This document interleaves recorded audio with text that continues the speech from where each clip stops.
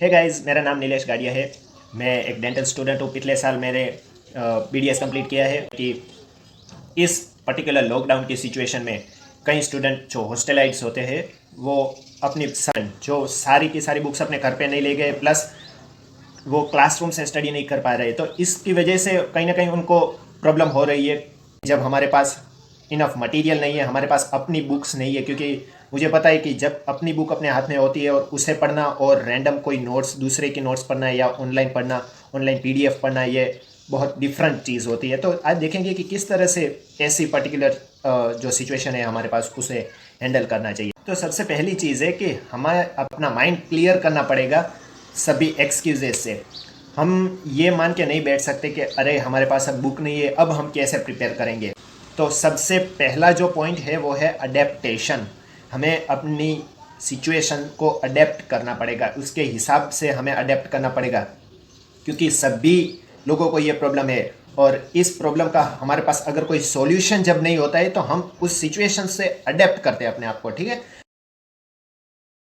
कई लोगों को सेल्फ स्टडी करने में प्रॉब्लम होती है, क्योंकि वो हैबिचुएटेड होते हैं कॉलेज के टाइम टेबल से। कॉलेज में जब टीचर पढ़ाते हैं उसके हिसाब से वो उनको हैबिट होती है, तो वो अपने आप नहीं पढ़ सकते, वो सेल्फ स्टडी नहीं कर सकते।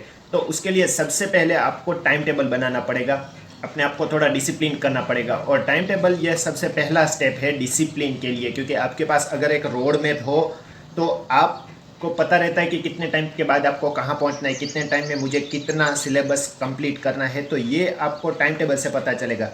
तो सबसे पहले एक टाइम टेबल बनाइए और हो सके उतना उसे फॉलो कीजिए। अब प्लानिंग करने के बाद आप अपने घर में एक क्वाइट प्लेस रखिए, आप अपना एक पर्सनल स्टडी प्लेस रखिए, क्योंकि घर में बहुत ज़्यादा डिस्टर्बेंस होता रहता है। हो सकता है अपना रूम, हो सकता है अपनी गैलरी हो, कहीं पे भी एक क्वाइट प्लेस रख दीजिए। एक बार जब डिस्टर्ब होते हैं तो हमारा दिमाग भी फ्रस्ट्रेट हो जाता है, हम बाद में उतना कॉन्सेंट्रेट भी नहीं कर पाते, ठीक है। उसके अलावा दूसरे डिस्ट्रैक्शन, अगर आप लैपटॉप से या कंप्यूटर से पढ़ रहे हैं तो अपने फ़ोन को दूर कर दीजिए, हो सके तो उसे दूसरे रूम में ही रख दीजिए। इस वक्त में आप अपने फ़ोन को अपना बेस्ट फ्रेंड बना सकते हैं, क्योंकि आप उसमें नोट्स ले सकते हैं, आप उसमें इमेजेस सेव कर सकते हैं, उससे आप पढ़ाई कर सकते हैं, उसमें आप कई चीज़ें सेव करके रख सकते हैं जो आप कभी भी इजीली पढ़ सकते हैं। तो अपने फ़ोन का मैक्सिमम यूज़ करने का यही टाइम है।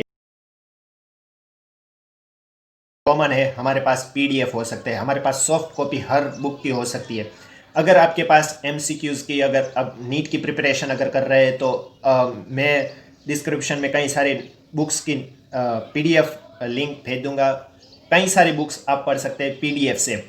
PDF के क्या फ़ायदे हैं वो बता दूं तो PDF फर्स्ट, फ्री में कई सारी बुक्स आपको अवेलेबल हो जाती है। सेकंड, PDF आप कहीं पे भी पढ़ सकते हैं, आप सोते सोते भी पढ़ सकते हैं। तीसरी चीज़, कई सारी PDF की ऐप्स में आप हाईलाइट कर सकते हैं, उसे अंडरलाइन कर सकते हैं, अपनी नोट्स भी वहाँ पे लिख सकते हैं।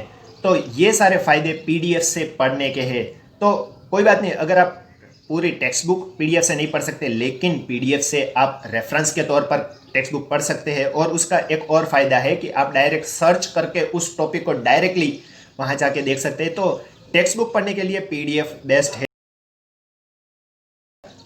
हम जानते हैं कि सोशल मीडिया हमारा एक तरह से एनिमी बन गया है, क्योंकि जब स्टडी की बात आ रही है तो सब बोलते हैं कि सोशल मीडिया से दूर रहो, अपने मोबाइल से दूर रहो।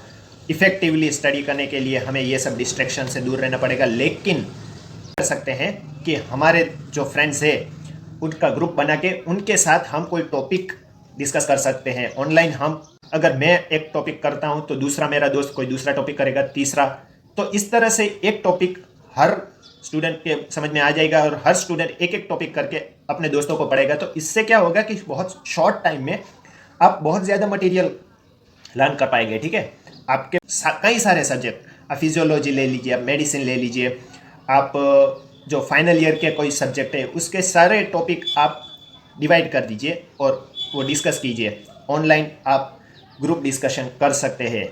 कई स्टूडेंट्स ऑनलाइन क्लासेस ज्वाइन कर सकते हैं। अगर आप अफोर्ड कर पा रहे हैं तो ये बेस्ट चीज़ है, क्योंकि आपको एक मेंटोर मिलेगा, आप ज्वाइन कर सकते हैं। कई सारे क्लासेस मॉक टेस्ट अवेलेबल है, वहाँ पे मॉक टेस्ट प्रोवाइड करते हैं, तो आप मॉक टेस्ट दीजिए।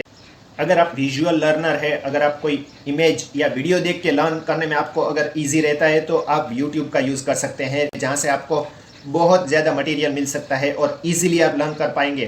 क्योंकि कई सारे टॉपिक है, जैसे एनाटॉमी हो गया, जैसे जैसे फार्मेक हो गया, तो ऐसे सब्जेक्ट डायरेक्ट हम रट नहीं सकते, लेकिन अगर उसके रिलेटेड हम निमोनिक्स देख ले, उसके रिलेटेड अगर हम डायग्राम्स देख ले, हम 3D अगर मॉडल्स देखें तो वो हमें बहुत इजीली याद रहता है। तो यूट्यूब का यूज़ इस टाइम पे सबसे मैक्सिमम आप कर सकते हैं। अब क्लास में तो हमारे टीचर हमें मार मार के भी पढ़ाते हैं, हमें बोल बोल के पढ़ाते हैं, लेकिन हम जब अपने आप की बारी आती है, सेल्फ डिसिप्लिन की बारी आती है, तो कई सारे स्टूडेंट उसमें लैग करते हैं। तो अपने सराउंडिंग में ऐसी चीज़ें रखिए, ऐसी बुक्स, ऐसी वीडियोस रखिए, ऐसे पीपल के साथ कंटिन्यूसली कांटेक्ट में रहिए जो आपको मोटिवेट करे। तो ऐसे माहौल आपको पैदा करना पड़ेगा जो आपको हर रोज़ मोटिवेट करे, हर रोज़ आपको अपलिफ्ट करे।